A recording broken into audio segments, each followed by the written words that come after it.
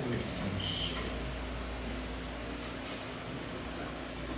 Boa tarde a todos. Que a paz e as bênçãos do Senhor continuem em nossos corações hoje, agora e sempre, com as graças de Deus. Nós sempre iniciamos um trabalho doutrinário, primeiramente chamando a atenção dos companheiros da importância desse momento que nós estamos participando. É muito importante para nós, cada vez, todas as vezes, em qualquer lugar onde nos reunimos em nome de Jesus, buscarmos ter alegria, esperança e confiança em nossos corações, independente de problemas ou de dificuldades que porventura estejamos enfrentando. Por que essa alegria, por que essa esperança e por que essa confiança? É só recordarmos as próprias palavras de Jesus: onde dois ou mais estiverem em meu nome, aí também eu estarei. E temos certeza que mais de dois se juntam a nós em nome de Jesus. E nunca será mais nós pararmos e nos perguntarmos: o que é que eles vêm fazer aqui? O que é que eles estão fazendo aqui? Primeiramente, não vem aqui para aprender conosco, mas sim para atender às nossas necessidades, estejamos nós encarnados ou desencarnados. Qual deve ser a nossa postura nesses encontros? Como deve ser o nosso comportamento? Aprendemos a aproveitar a oportunidade que nós estamos tendo, aprendendo a conversar com eles, a abrir o coração a eles, falar de alegrias que nós já tivemos, tristezas que já amargamos, vitórias que já conseguimos, derrotas que não conseguimos esquecer, falar daquilo que nós sentimos que ainda precisamos alcançar para vencermos a dificuldade que a vida ainda nos apresenta. Porque dentro das possibilidades que estes nossos irmãos já possuem, e dentro dos esforços que todos nós devemos estar fazendo para merecer a assistência deles, temos certeza de uma coisa: são eles que, em nome de Jesus, poderão depositar um bálsamo nas feridas que todos nós ainda carregamos na alma, tanto os encarnados quanto os desencarnados. E até porque, a bem da verdade, deveria ser sempre pela presença deles que é que nos reuníssemos, no corpo ou fora do corpo. Então, que nós possamos aproveitar esses momentos, se repetem a cada vez, todas as vezes, em qualquer lugar onde nos reunimos em nome de Jesus. Como o nosso nome já adiantou, hoje nós vamos verificar sobre o decálogo, logo o primeiro capítulo, do Evangelho segundo o Espiritismo. Kardec abre com aquele momento que Jesus inicia depois da saudação, das bem-aventuranças, do sol, da terra, da luz do mundo. Ele entra dizendo: não julgueis que eu vim destruir a lei e os profetas, não, vim dar-lhes cumprimento. Pois não passará o céu e a terra sem que tudo que esteja na lei seja cumprida, desde um J ou um tio. E aí nós verificamos o seguinte: o método de Jesus, de imediato, no sermão, ele diz que não vem modificar a lei, mas na sequência vai mudando tudo.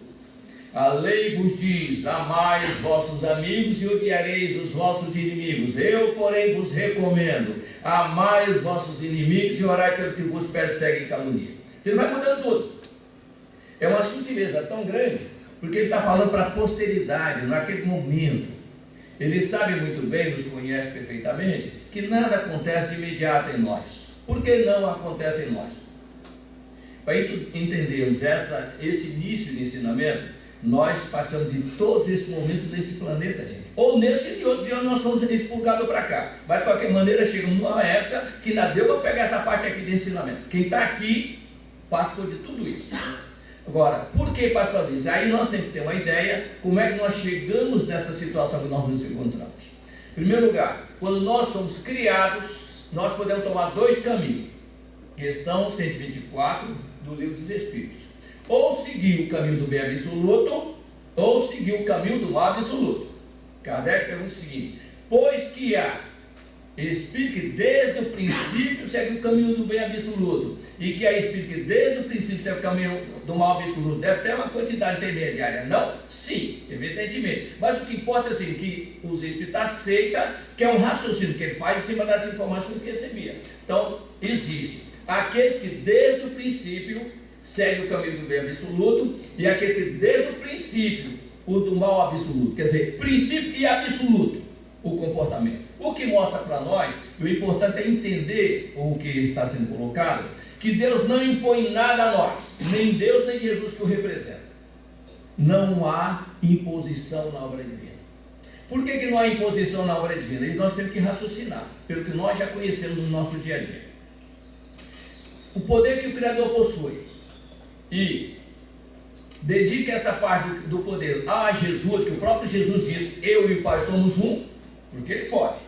Poder impor a vontade dele sobre nós, mas não faz. Mas, no entanto, aqueles nossos irmãos que nós ofendemos, prejudicamos no passado, quando eles passam a acompanhar as nossas pegadas, eles às vezes se ligam a nós, às vezes nos jogam no chão, não deixam levantar com facilidade. Então eles nos impõem a vontade deles. Nós chamamos eles de obsessor, mas na verdade são cobradores de erros nossos. Então aí nós temos que comparar por que um todo-poderoso respeita a nossa fragilidade e o outro não, porque nós não o respeitamos também no período anterior.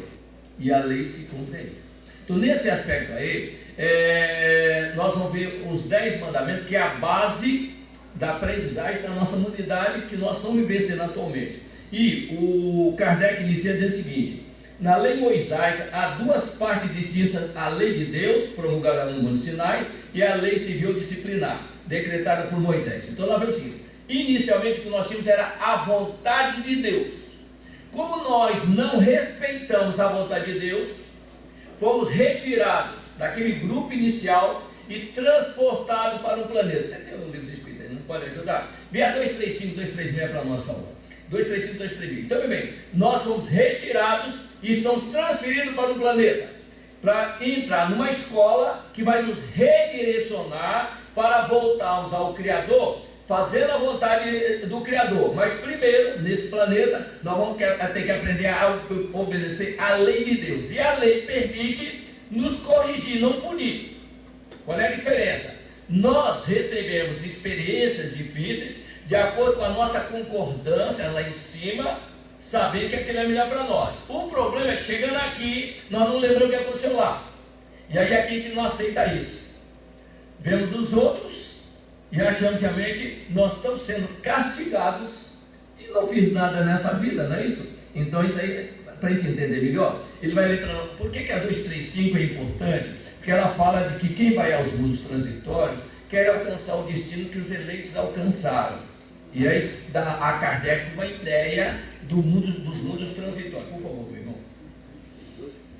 Enquanto permanecem nos mundos transitórios, os espíritos progridem, certamente os que vão a tais mundos levam o objetivo de se instruírem e de poderem mais facilmente obter permissão para passar a outros lugares melhores e chegar à perfeição que os eleitos atingem. Um minutinho só. O que Kardec está entendendo? Que Kardec, quando escuta as respostas, ele forma uma ideia. Os mundos transitórios, os que vão a esses mundos, eles têm a oportunidade de progredir, evoluir e alcançar o estágio que os eleitos atingiram. Então ele começa a formar uma ideia de que esses mundos transitórios são muito elevados. Partindo desse princípio, ele lança a questão 236. O que Kardec perguntava de acordo com a resposta que ele obtinha. Ele não levava a pergunta e subpergunta para fazer. Não tem como. Ele não vai saber a resposta. Ele leva a pergunta. Se ela vem dentro do que ele aceita a pergunta. Se não aceita, ele faz uma subpergunta. Se ele não fizer na hora, mais tarde ele vai fazer essa subpergunta. Nós vamos ver isso aí já. Por favor, 236. Pela sua natureza especial, os mundos transitórios se conservam perpetuamente destinados aos espíritos errantes? Minutinho só, olha a ver. Sua natureza especial. Então, no entendimento de Kardec, os mundos transitórios são mundos especiais, não é isso? É o que nós temos que entender. Não adianta ler. Se não prestar atenção em cada palavra, a gente não aprende nada. Ou fica difícil compreender lá na frente. Então, aí coloca. Não. A condição deles é meramente temporária, dos mundos, né? Aí tem a letra A. Não é eterno, é meramente temporário. Aí vem a subpergunta, aí ele vai fazer a subpergunta, que ele agora quer complementar. Aí vem a subpergunta que ele faz. São 5, né? Não vai ler todas não, caminha aí. Esses mundos são, ao mesmo tempo, habitados por seres corpóreos? Um minutinho só. Por que Kardec pergunta isso? Nós temos que entender isso, porque, repara, não importa a época, nós também passamos pelas experiências que estão passando. Até hoje, a ciência não aceita mundos habitados, concordam?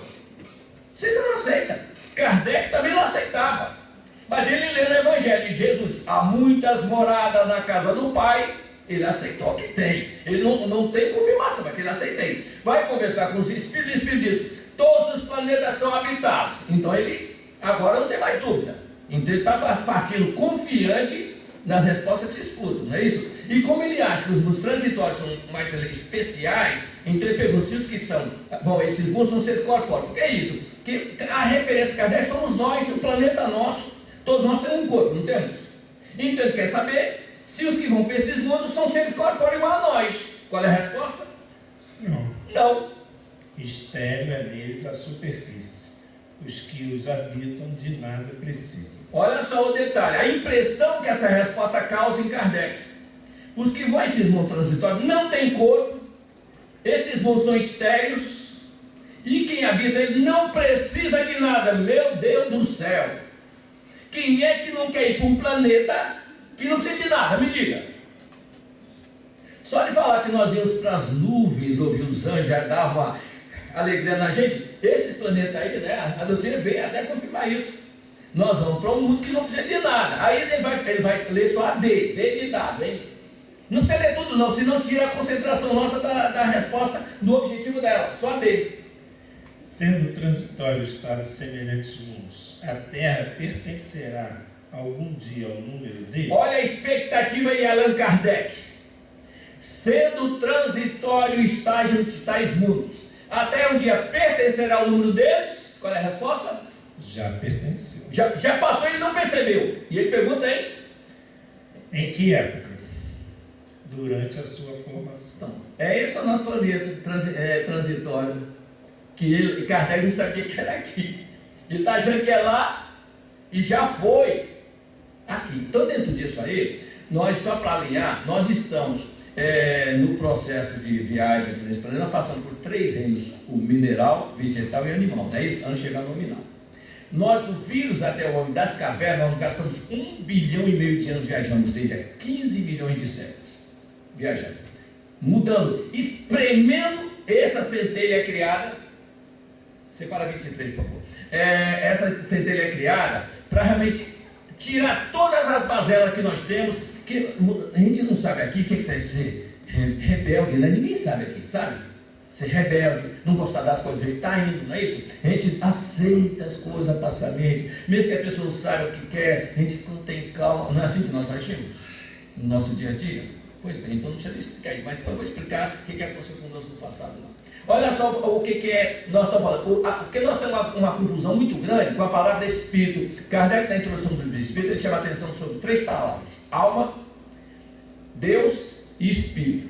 E Espírito é o que mais está ligado a nós, porque olha só, são 3 elementos do universo: o Criador, a matéria e nós, o Espírito. Só essas 3. Tira Deus, sobra quem? A matéria e nós. Então tudo é para nós. Então na 23 nós temos que ver quem nós somos. Ele vai ler para nós o que é o Espírito. Lê a pergunta, por favor. O que é o Espírito? O princípio inteligente do universo. Esse que nós somos, o princípio inteligente do universo. Deus cria o princípio inteligente do universo. Ele não cria o Espírito. Ele vai ler mais tarde aí na 607 para tirar a dúvida de alguns aqui que tiveram, tá? Daqui a pouco ele vai ler lá. Então o que acontece? Esse princípio inteligente, ele passa pelo reino mineral, vegetal, animal, até chegar no nominal. Chega no nominal, nós vamos receber um perispírito, e nós estamos nesse estágio atual aqui há mais ou menos 200 mil anos. André Luiz, no livro Evolução em 2 Mundos, diz para nós que do homem das cavernas até esse estágio nós gastamos 200 mil anos, mas nesse período de 200 mil anos, há 40 mil anos nós estamos raciocinando. E Moisés chegou a mais ou menos 3.300 anos atrás com essa mensagem. Veja quanto tempo nós tivemos que raciocinar para merecer esse tipo de informação. Não é tão simples quanto parece. É a mesma coisa para a gente entender, porque nós temos 4 verbos, nós temos que trabalhar com ele para tentar entender as coisas como funcionam em nós. Nós temos que trabalhar com o verbo aprender, compreender, aceitar e fazer. Aprender por repetição, compreender por comparação, aceitando por convicção e fazendo por determinação. Aprender por repetição.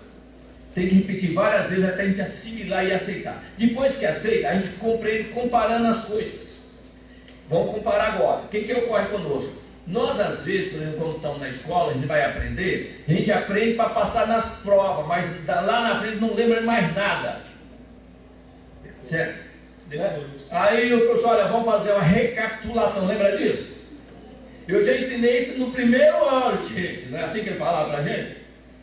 Aí, não, mas eu não me lembro, eu não estudei, realmente não estudou, só leu.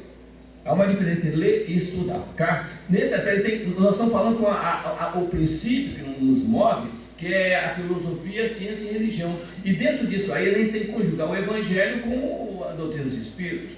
Kardec disse que nós estamos baseados em 3 princípios, não é isso? Filosofia, ciência e religião. Nós temos que, Bezerra Menezes chama a atenção nossa dizendo o seguinte, que estudando o Evangelho de Jesus com atenção, nós encontraremos solução para todos os nossos problemas por mais angustiantes. Onde é que tem a relação de filosofia, ciência e religião no Evangelho de Jesus? Simples. No Evangelho do Mestre, ele diz para nós o seguinte, sobre a filosofia. A filosofia representa o nível de conhecimento no adquirido. Está escrito, isso é a filosofia. Você aprende a filosofia, o princípio da coisa, mas foi praticável se é verdadeiro aquilo. E Jesus, sobre a filosofia do nosso aprendizado, ele diz, conhecereis a verdade e a verdade vos libertará. É o que ele diz na filosofia dele. Não é só a verdade não, depois vai praticar. Aí entra a ciência. A ciência trabalha para provar que está certo. Responde às leis aplicadas sobre aquilo que se enunciou. É assim que a ciência funciona. E isso dá trabalho. E aí Jesus falou sobre isso, dizendo o seguinte, o Pai trabalha sempre e eu trabalho também. Vamos pedir ao Pai que mande mais trabalhador, que a série é grande, os trabalhadores são, não é isso? Então todo mundo é para trabalhar. Daquele que não precisa de nada, muito cuidado com isso. É trabalho. E religião é religar. Religar é obedecer submisso à vontade de Deus ou à lei de Deus. Submisso. Tem que submeter mesmo. E nós estamos falando de 3.000 anos e 300 anos atrás, que Moisés trouxe essas leis. Mas hoje ela continua, vamos ver aqui, ainda sendo desrespeitada abertamente. Às vezes até por nós. Muitas vezes até por nós, que já temos um avanço de conhecimento. Por isso que nós estudamos, a página de hoje que ele trouxe na abertura, é importantíssimo por isso. Ali nós temos que parar, quando nós estamos falando coisas sérias, às vezes para seres que são trazidos a reuniões, que nós falamos aqui para encarnados e desencarnados. O desencarnado que é trazido, às vezes nunca assistiu uma reunião doutrinária, mas é trazido. E ele precisa, para quem o traz, espera que ele seja esclarecido. Mas ele, para ser esclarecido, sem nunca ter ouvido falar de lei de causa e efeito e reencarnações, é muito difícil para ele compreender isso. Então ele tem que ser bastante didático para que possa aproveitar o contato de ser trazido até aqui e nós fazemos a nossa parte na explicação. Então nesse aspecto aí, nós falamos dentro desses níveis, compreensão de vários níveis. Quem estuda, quem não estuda, quem nunca ouviu falar. E aliás, são 3 obstáculos, nós temos que sempre olhar para ele, que impede o nosso crescimento. O que não sabe e não quer aprender, e o que aprende não quer ensinar, e o que ensina e não faz. São os 3 pedrinhas que nós temos. Então nesse aspecto aí, nós vamos verificar o primeiro mandamento aqui que Moisés traz para nós. Ele diz, eu sou o Senhor teu Deus, que vos tirei do Egito da casa da servidão. Não tereis diante de mim outros deuses estrangeiros. Não fareis imagem esculpida, nem figura alguma do que está em cima da terra, nem embaixo da terra, em cima do céu, nem embaixo da terra, nem do que quer que esteja nas águas sobre a terra. Não os adorareis e não lhes prestareis culto soberano. Só tem um Deus. Ora, isso na época que tinham as nações que haviam, era o Egito, a China, cada um tinha as suas religiões, vários deuses. Só no Egito são mais de 50.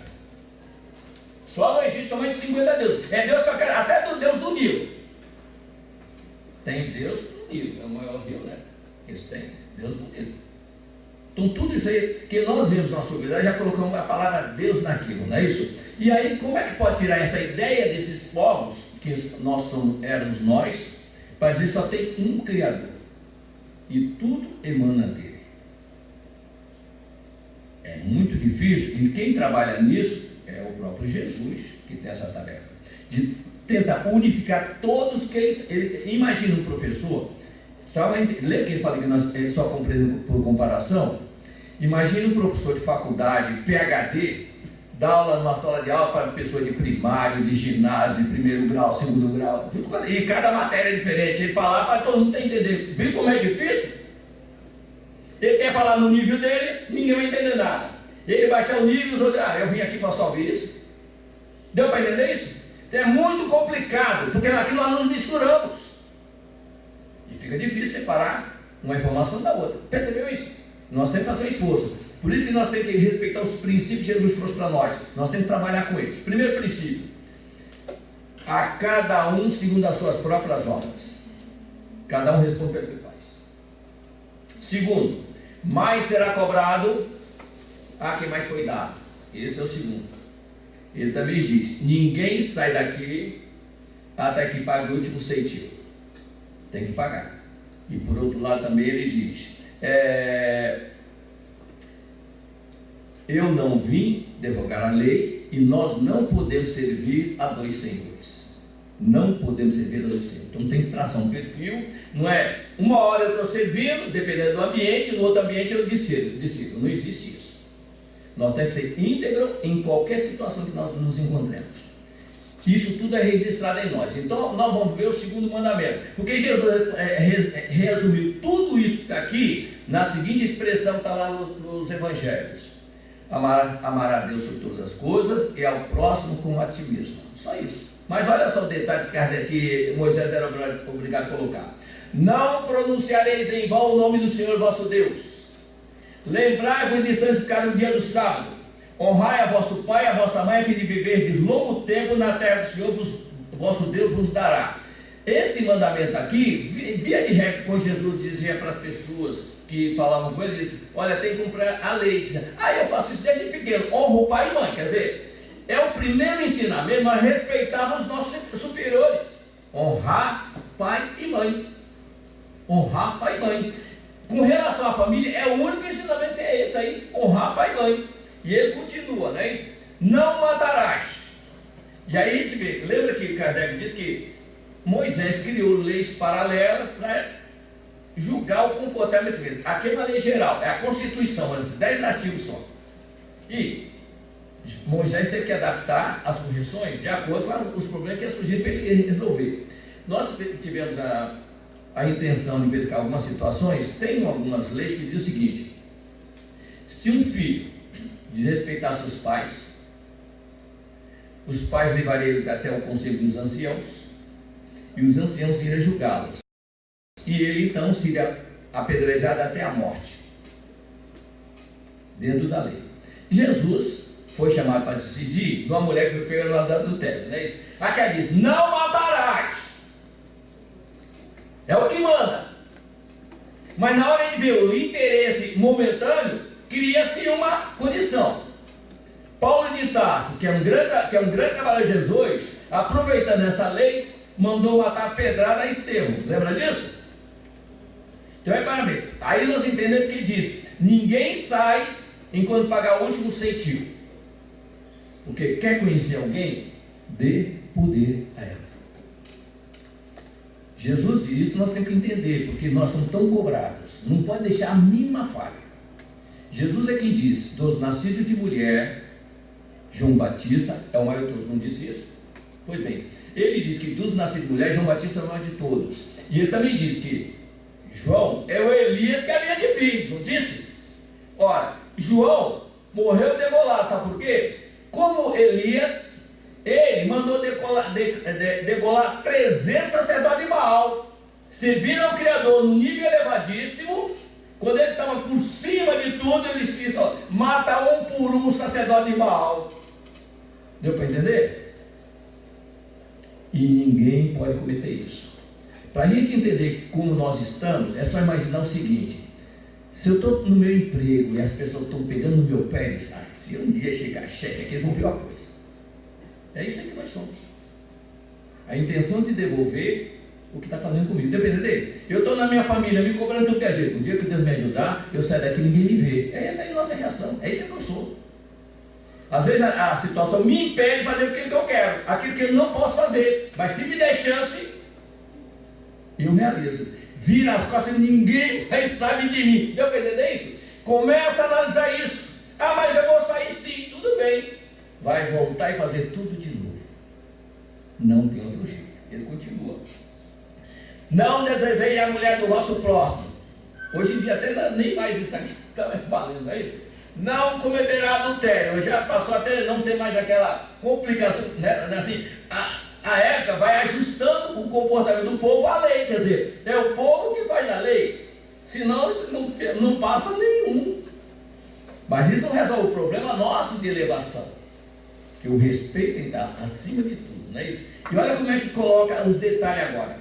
Não cobiceis a casa do vosso próximo, nem o seu servo, nem a sua serva, nem o seu boi, nem o seu asno, nem qualquer das coisas que lhe pertencem. Ou seja, é bom ele a cabra não colocou, então a cabra pode roubar a cabra dele, não é isso? Não, é não roubar.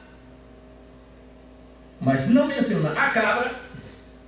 E hoje então, detalhe, roubar, hoje mudou, furto, roubo, assalto, né? Mudou, dependendo do que for, a pena é um pouco menor. Quer dizer, ninguém sai enquanto não pagar o último, sem não, mas foi um furtinho de nada.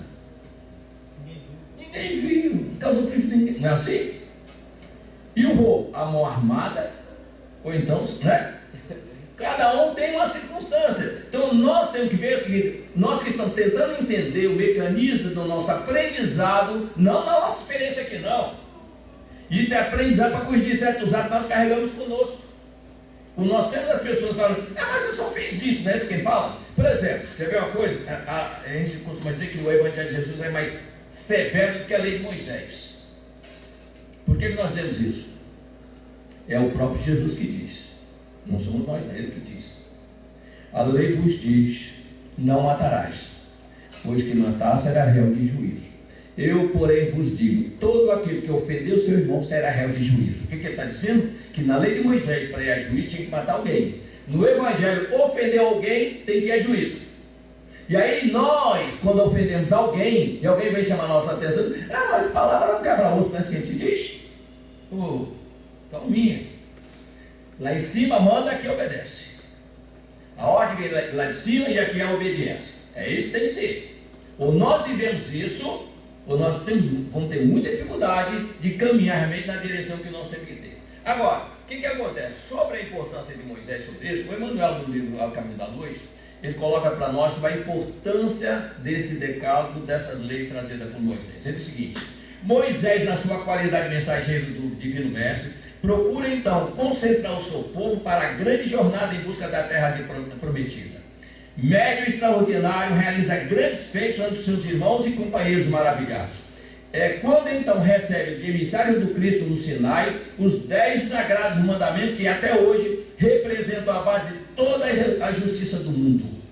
Isso dito por Emmanuel em 1938 agora, recente. 38 isso.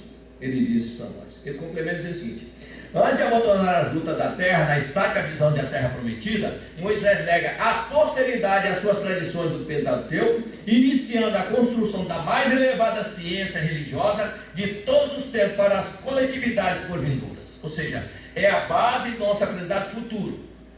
Essa lei vem sendo aplicada até a época de Jesus aqui. Quando Jesus chegou, ele fez uma nova modificação nela. Antes era honrar pai e mãe.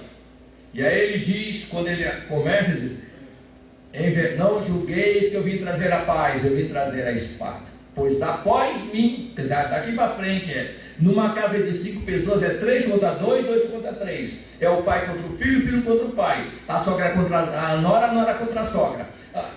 O filho contra o pai e o pai contra o filho. Em verdade vos digo, os piores inimigos de qualquer pessoa serão seus próprios parentes. Ou seja, a partir de agora, é possível reagrupar dentro de um mesmo grupo familiar os desafetos do passado, que respeitando o Evangelho e respeitando honrar pai e mãe, nós podemos nos esforçar para aturar a questão colocada ao nosso lado. Até aqui nós estamos falando do decálogo, mas o decálogo era cumprido nas reencarnações. É através dela, não é na vida única. E aí nós temos um comentário que é feito aqui, que a Federação 1947 fez um comentário no livro, que nós vamos comentar, ele vai chamar a atenção sobre esse aspecto. Ele disse aqui para nós, não é isso? Allan Kardec cita cita a parte mais importante do primeiro mandamento e deixa de transcrever as seguintes frases: porque eu, Senhor vosso Deus, sou Deus zeloso, que puno a iniquidade dos pais dos filhos na terceira e na quarta geração daqueles que me aborrecem, e uso misericórdia até 1000 gerações daqueles que me amam e guardam meus mandamentos. E esse, olha só, então eles fazem o seguinte comentário: nas traduções de várias religiões, essa parte do mandamento foi truncada para harmonizá-la com a doutrina de uma encarnação. Não tem reencarnação. Quer dizer, foi adaptada. Realmente muita coisa foi adaptada. E como é que ele falou? Onde está na terceira e na quarta gerações, mudaram o texto para até a terceira e quarta gerações. Esses textos truncados que aparecem nas traduções de várias religiões tornam monstruosa a justiça divina, pois que filhos, netos, bisnetos, tetaranetos, inocentes teriam de ser castigados pelo pecado dos pais, avós, bisavós, tetravós. Foi uma infeliz tentativa de acomodação à lei da vida única. Há sempre uma luta nas religiões de aceitar ou não aceitar reencarnação. Por que nós chamamos a atenção sobre isso? A maioria dos irmãos que comparecem nas nossas reuniões doutrinárias espíritas, fora do corpo físico, não tiveram lição de reencarnação. Não sabem dela. E chegando do outro lado também ainda não dá para absorver isso, compreender essa lei de reencarnação. Por que isso? Porque e aí vem a importância da doutrina. Quando nós mergulhamos para a experiência, abre-se um disco, vai registrar tudo que nós fizemos aqui. Tudo. Zerado. Não tem nada guardado ali. A não ser vagas intenções, mas isso aí não reflete muito em nós. Talvez 5% só de influência sobre nós. Então, zerado esse disco. Podem ver que é 10, 15, 20, 50, 60, 80, 100 anos aqui. Quando desencarnarmos, esse disco continua gravando em cima dele mesmo, dentro dele mesmo. Não é outro disco não. E eu não tenho acesso ao disco anterior quando eu vim para cá. Então só essa vida, eu ligo a daqui com a do outro lado. Então o que eu aprendi aqui eu vou viver lá. Lá eu não vou ter muita informação. E o pior, se eu não tiver um nível de audição, um plano mais elevado, eu não vou ter condição de conversar para que eles podem me orientar. Então tem que trazer para ouvir aqui. Esse é o problema que nós enfrentamos. O problema de guardar no mesmo disco é, às vezes, bom, mas não tá aqui, sobre a memória, no livro Entre a Terra e o Céu, nós vamos encontrar lá o Clarence falando sobre isso. Agora, do outro lado, continuar lembrando aqui, não está escrito em lugar nenhum. Ué, como é que você sabe, Messias? Alguém aqui já leu o Nosso Lar? Em Nosso Lar, o André Luiz passa 8 anos no umbral. E quais são os pensamentos dele quando está no umbral? Zélia deve estar sofrendo por minha ausência. Ele lembra de Zélia. Depois, quando ele chega em Nosso Lar, é socorrido pelo Clarence, ele chega lá conversando com Lísia, minha mãe não veio me ver, então lembra da mãe dele. Quando a mãe dele vem visitar, ele diz, mamãe, cadê papai? Então lembra do pai dele. E quando o Clarence, 2 anos de trabalho que ele tem lá em Nosso Lar, Clarence, olha, eu vou trabalhar na reencarnação da Dona Laura. André, você não quer visitar a sua família? Ele fica feliz da vida, vai ver Zélia, né? Ele não sabe que ela está já com outro homem casado. Mas ele vai ver Zélia. Aí o Clarence deixa ele numa distância de 4 quarteirões da casa dele e pergunta, você sabe chegar na sua casa? Sei, eu conheço o caminho, porque ele guardou tudo, está dentro dele. Ele diz, olha, eu ansioso passei por 4 quarteirões. Cheguei em frente da minha casa, essas palmeiras que eu ajudei plano, não lembro de tudo. O choque que ele tomou é que os quadros dele não estavam na parede. E depois a mulher vem lá, eu não posso suportar outra viuvez, quer dizer, outro homem na minha casa. Percebeu o detalhe? Então é assim que a gente aprende a doutrina quando lê o que não está escrito. E Jesus diz, os que têm olho de ver, que vejam. Ouvir de ouvir, que ouçam. É assim que a gente vai somando as informações. Então, quando coloca aqui, nós devemos entender uma coisa. Então, eles terminam dizendo o seguinte: o texto certo, que por mercê de Deus já está traduzido pelas edições recentíssimas, a que nos referimos, que confere com São Jerônimo, mostra que a lei ensina veladamente a reencarnação e as expiações próprias. Na primeira e na segunda gerações, como contemporâneo de seus filhos e netos, o espírito culpado ainda não reencarnou, mas um pouco mais tarde, na terceira e quarta gerações. Assim, o culpado mesmo e não o outro paga a sua dívida. Logo, tem que se excluir a primeira e segunda geração e expressar na terceira e quarta geração como realmente é original. Achamos conveniente acrescentar aqui esta nota para facilitar a compreensão do estudioso que confronte a sua tradução da Bíblia com a citação do mestre.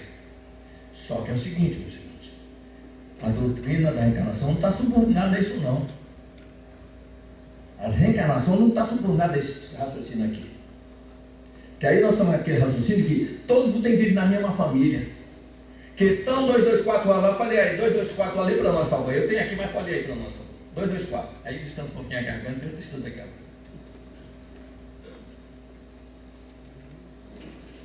224. Quanto tempo pode durar o tempo entre uma encarnação e a outra?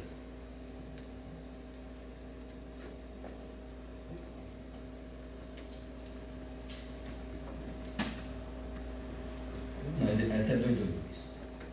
É que ela é grande demais, 222, por isso que esqueci. 224.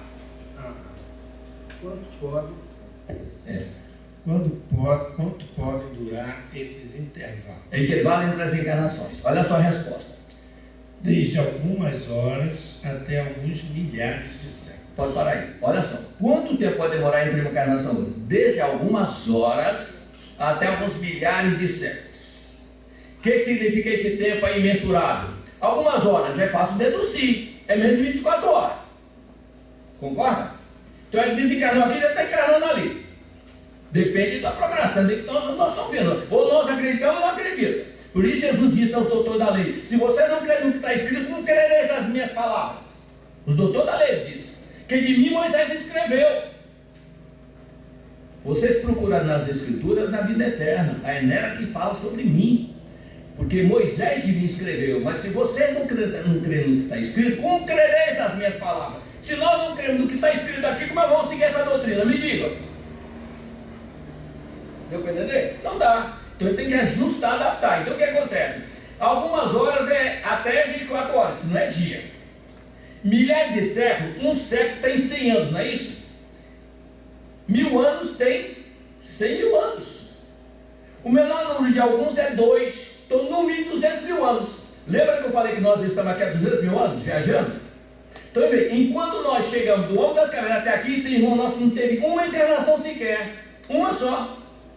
E sem comparar o benefício que nós estamos tendo. 200 mil anos. Então nesse aspecto aí que nós vamos formando essa ideia. Aí o que acontece? Aí nós vamos ler as obras complementares e vamos ver o seguinte. No livro Entre a Terra e o Céu, há uma experiência que o Clarence vai trabalhar. Zulmira é a segunda esposa de Amaro. Ela tem ciúmes do filho do Amaro, que o Amaro ama aquele menino. Odília é a mãe do menino, está desencarnada, mas está dentro da casa dele perturbando, porque não aceita uma estranha na casa dela. E ela, com o ciúme do menino, o Amaro pede: você podia passar com ele na praia? Ele pega na mãozinha dela, da criança de 7 aninhos, para dar um passeio na praia. E a menina quer ir para a água. O menino está daí, ele vai para a madraça, quer ir para a água. E ele quer puxar a mão para ir na água. E ela pensa com ela: tomara que a onda levasse ele e matasse.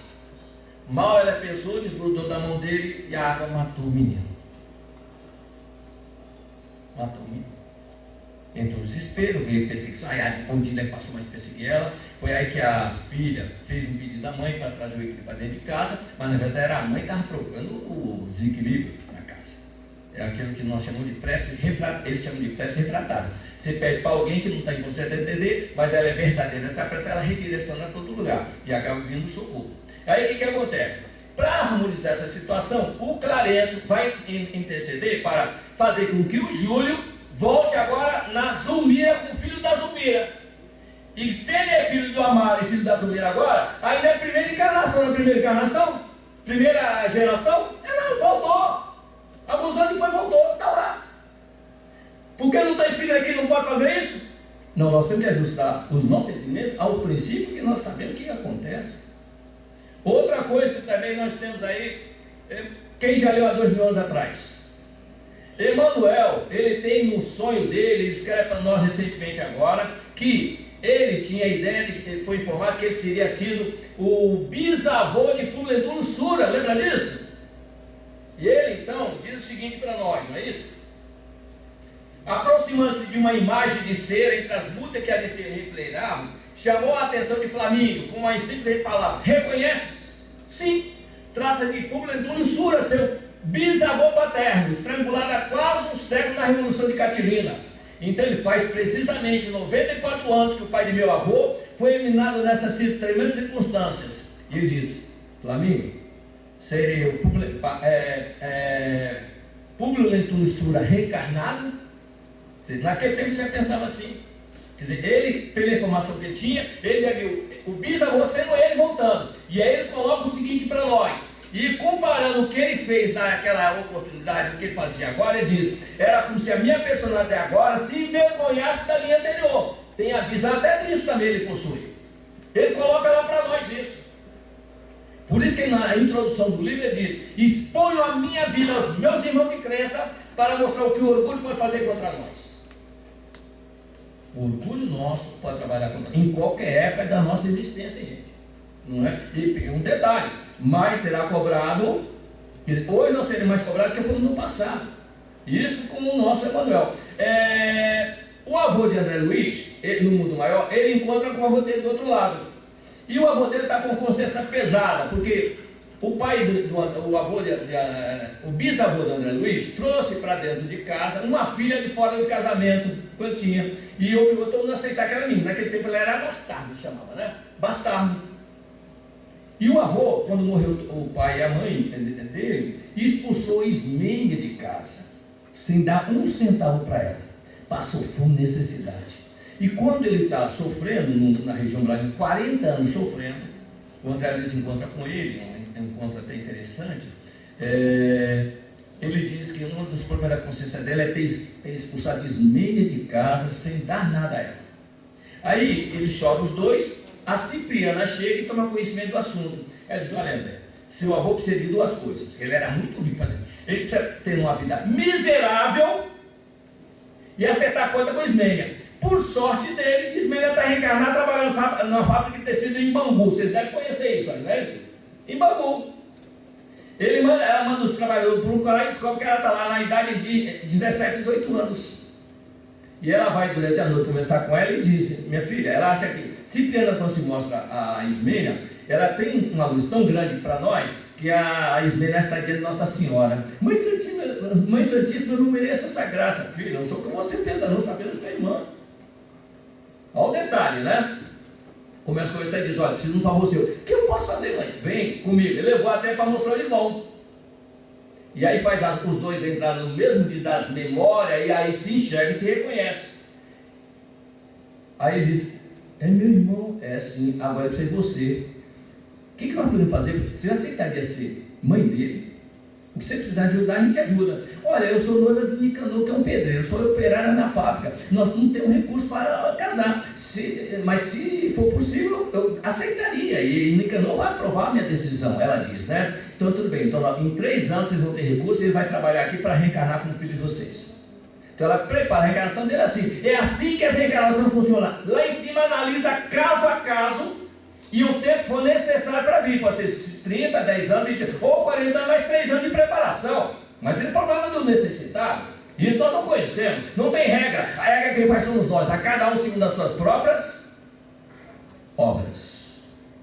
Nós temos que aprender a nos subordinar a essa situação. Um caso de esquizofrenia que nós temos aqui, eu vou deixar o material para o nosso irmão aqui. Ele está sofrendo, que não lembra de nada.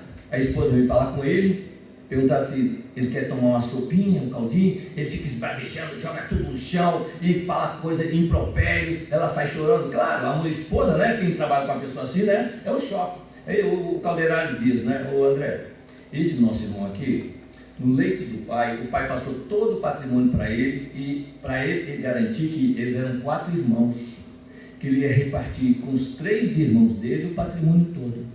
Só que ele expulsou os irmãos de casa. Eles acabaram, 2 morreram num sanatório, o outro foi morrer na indigência com 30 anos, e ele ficou dono de todo o recurso deles. Quando ele realmente passou, a consciência começou a cobrar, eles estavam procurando pelos irmãos e descobriu que eles já estavam mortos. Aí a consciência começou a cobrar. E ele diz: mas graças à esposa que ele casou, tem méritos do plano superior, e os filhos que ele educou com carinho e com atenção, as preces deles nos trouxe aqui para ajudá-lo, para que ele não morra louco, maluco, para não chegar do filho do outro lado. E aí ele vai dizer o seguinte: aí ele diz, em breve ele vai morrer. O que nós vamos fazer? Uma boa morte próxima. Aí o André pergunta: considerando, no entanto, o decesso em breves dias, como considerar o processo de resgate do nosso amigo? A liquidação já começou. Vai começar já já. mulher entra e diz o seguinte: olha, o Fabricinho, eu podia falar com ele? É o neto dele. O Fabricinho vem, criança de 8 anos. Vovô, como é que você está, Fabricinho? O vovô vai morrer. Não, vovô, nós vamos pedir a Deus para não deixar você partir. Fabricinho, eu vou perguntar uma coisa para você. Você acha que Deus perdoa os nossos pecados? Sim, vovô, Deus perdoa tudo. Mesmo alguém, um irmão que espoliou seus irmãos, Deus perdoa todo, vovô. Aí é Santiago, é isso? E aí o Caldeira, André, esse Fabricinho aqui é o pai que deu a ele a autoridade, voltou agora para tomar conta de tudo de novo. Aí a pergunta nossa, por que não voltou os irmãos que foi espoliado?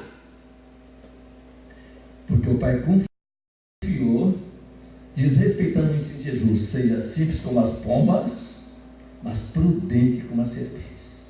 Ele deveria ter feito um testamento para não deixar dúvida nenhuma. Deu para entender isso? Não, confiou na palavra. Mas não era alguém que estava perseguindo o filho porque não fez aquilo. Então ele volta a tomar conta de tudo, e aí a lei vai determinar quando é que os irmãos voltarão, se estiverem presos aos bens materiais. Se não tiver, até vai subir mais rápido. O problema não é devolver, que às vezes nós ficamos pensando em o prêmio é devolver a riqueza. Não, isso aí é para quem está preso na matéria, gente. Importante é sair daqui, não é voltar para cá. O problema nosso é que nós temos outro objetivo do que Jesus quer. O problema nosso é sair do planeta.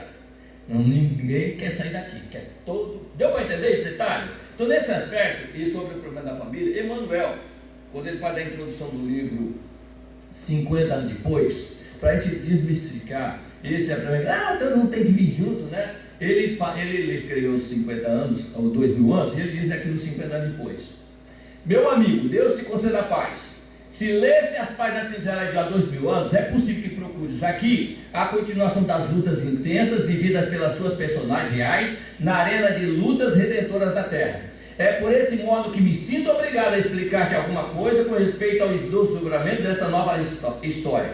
Não obstante estarem na Terra pela mesma época os membros da família Severus, que é do Flamínio, né, Flamínio Severus, Flávia e Marcos Lentulus, que eram os filhos dele, o que foi furtado, né, pelos Gioras, e a Flávia, que seria a filha dele, Saul e André de Gioras, Aurélia, Sulpício, Fúvia e demais comparsas do mesmo drama. Deve esclarecer que todos esses companheiros de luta morejavam na ocasião em outros setores de sofrimentos abençoados, não comparecendo aqui, onde o senador Publio Lentulus aparece aos teus olhos na indumentária de escravo, já na idade madura, como elemento integrante de um quadro novo. Ou seja, eles estão aqui, mas não estão na minha família. Pertence à minha família espiritual, mas não está vivendo comigo. Deu para entender? Não estão presos a essas coisas. Não devemos estar presos a essas circunstâncias. Devemos obedecer dentro da determinação que nós fizemos. O que às vezes acontece quando nós ficamos aborrecidos, imagine só: nós orientamos uma pessoa de maneira errônea nos passos que ele tem que dar. Essa pessoa faz o que a gente pede, e aí se complica tudo. Às vezes a pessoa tem que passar por uma experiência, e nós, desrespeitando as leis que nós conhecemos, nós fazemos ele passar por cima dos obstáculos, não vencer os obstáculos. O que vai acontecer? Vai julgar a intenção era boa? Era boa. O resultado é que não foi. Agir com iniquidade. Jesus coloca isso no Sermão do Monte, quando ele diz: muitos me dirão naquele grande dia: Senhor, Senhor, então não profetizamos, então não fizemos milagre, então não me expulsamos demônio. Mas eu direi a eles abertamente: afastai-vos de mim, porque eu trago com iniquidade. Quer dizer, você não fez o que era, você violentou a lei, achando que aqui é que tem injustiça. Lá, a justiça está lá. Quando ele manda alguém com dificuldade aqui, é que ele precisa acertar conta com a lei. Nós aqui achamos que não merece, aquela pessoa não merece. Gente, como é que eu posso saber se eu não sou o passado dela? Nem o meu.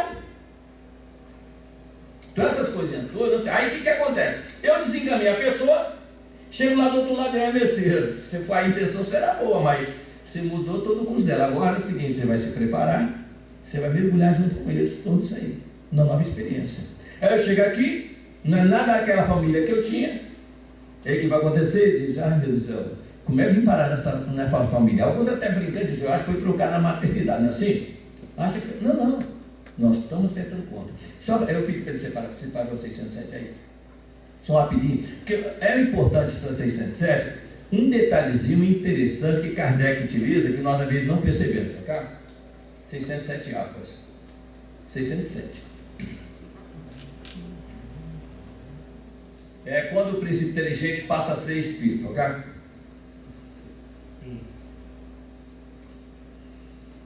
Parece que, assim, se pode considerar a alma como tendo sido o princípio inteligente dos seres inferiores da criação, não? Perdão, lê a 607, porque tem uma pergunta lá que é importante. Disseste, na 190, que o estado da alma do homem, na sua origem, corresponde ao estado da infância na vida corporal, que sua inteligência apenas desabrocha e se ensaia para a vida. Onde passa o espírito essa primeira fase do seu desenvolvimento?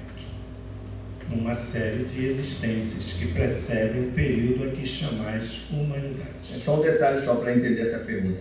Kardec usa a 290 para iniciar a pergunta. E aí, quando ele formula por que está fazendo a pergunta, ele onde passa o espírito, não é isso? É isso?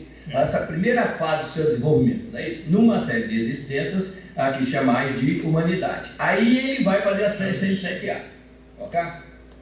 Parece que, assim, se pode considerar a alma como tendo sido o princípio inteligente dos seres inferiores da criação, não?